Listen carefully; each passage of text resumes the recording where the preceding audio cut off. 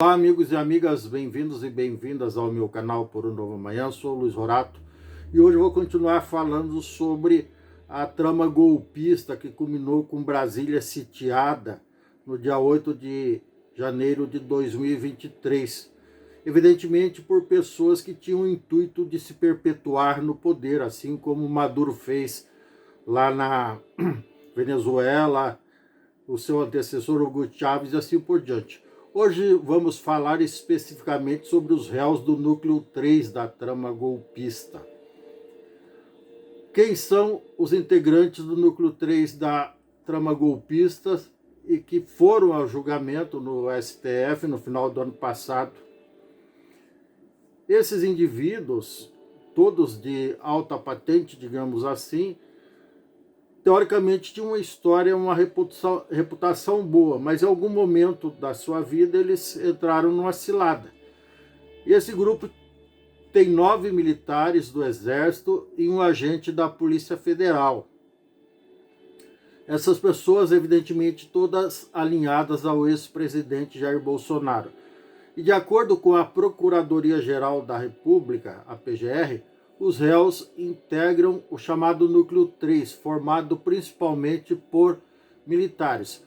O grupo teria participado de ações como o monitoramento e planejamento, vejam só que situação, de ataques contra autoridades. É exatamente isso. O colegiado vai decidir se o grupo deve ser absolvido ou condenado. Se os acusados forem absolvidos, o processo automaticamente será arquivado, como acontece com todo o processo.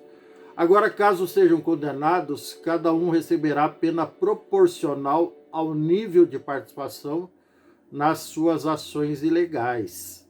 Isso é que acontece também sempre que há uma formação de quadrilha. E a lei define muito bem quando se forma uma quadrilha e também define muito bem qual a culpabilidade de cada um dos seus integrantes. Quem são os réus? O núcleo é formado por 10 pessoas. O general Estevão Caos Teófilo Gaspar de Oliveira, vejam só, um cara de alta patente do Exército. O tenente-coronel Hélio Ferreira Lima, o tenente-coronel Rafael Martins de Oliveira, o tenente-coronel Rodrigo Bezerra de Azevedo. Tem mais, não? Mais militares. O Vladimir Matos Soares, agente da Polícia Federal. Esse é o único que não é o militar deste grupo, mas também tem alta patente. O coronel Bernardo Romão Correia Neto. O coronel Fabrício Moreira de Bastos. O coronel Márcio Nunes de Rezende Júnior, o tenente-coronel Sérgio Cavalieri de Medeiros.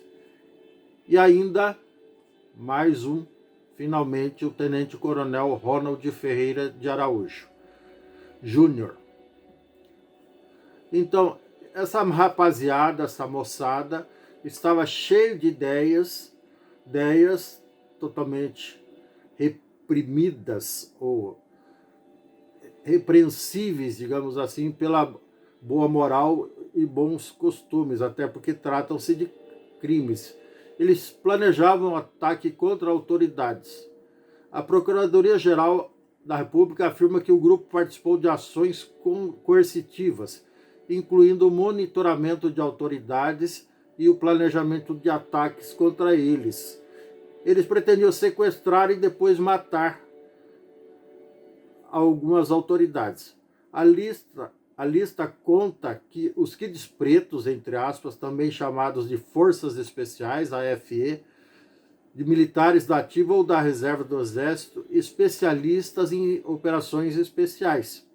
E segundo a Polícia Federal, o grupo elaborou um plano chamado, abre aspas, Punhal Verde Amarelo, fecha aspas, que previa o assassinato do presidente eleito Luiz Inácio Lula da Silva, do vice-presidente Geraldo Alckmin e do ministro do STF Alexandre de Moraes. As acusações contra cada um ao longo do processo foram elencadas pela Procuradoria-Geral da República, que detalhou a participação deles nessa organização criminosa. E por que nós estamos falando isso? E por que nós associamos ao que está acontecendo na Venezuela? Simplesmente porque trata-se de um grupo que pretendia se perpetuar no poder. Assim como lá na Venezuela, lá atrás, Hugo Chávez foi eleito pelo povo, mas depois o cara se apegou ao poder, aí ele quis se perpetuar no poder. Aí que está a correlação com o ex-presidente e a sua quadrilha, digamos assim. E também podemos associar ele ao Putin e sua quadrilha, podemos associar ele ao general Noriega na Nicarágua. Noriega não, desculpa. Esqueci o nome do cara, mas eu já falei em outros vídeos aqui. Ao atual ditador da Nicarágua, ao ditador da China, ao ditador da agora Coreia do Norte, desculpa, eu estava falhando a memória aqui. Enfim, aos ditadores de Cuba, o Fidel Castro, depois o irmão dele, e agora o sucessor dele, e assim por diante. Todos os ditadores ao redor do mundo e ao longo da história têm muita coisa em comum, independente dos caras serem teoricamente de esquerda, de direita ou de centro.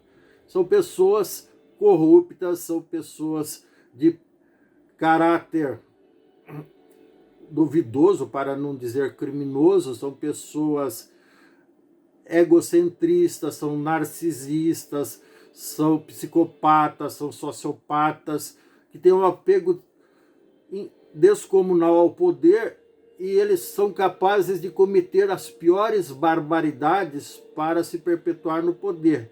Lógico que num primeiro momento eles começam cheios de boas intenções, como estava aqui o ex-presidente, que agora foi condenado a 27 anos e 3 meses de cadeia, e ao que tudo indica vem mais alguns anos de condenação para ele.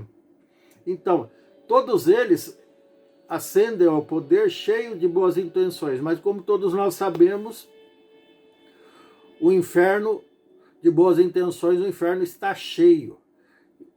E evidentemente não é bandido, não é ditador, não é sacripanta que efetivamente vai ter boas intenções no bom sentido da palavra ou da expressão, como queiram.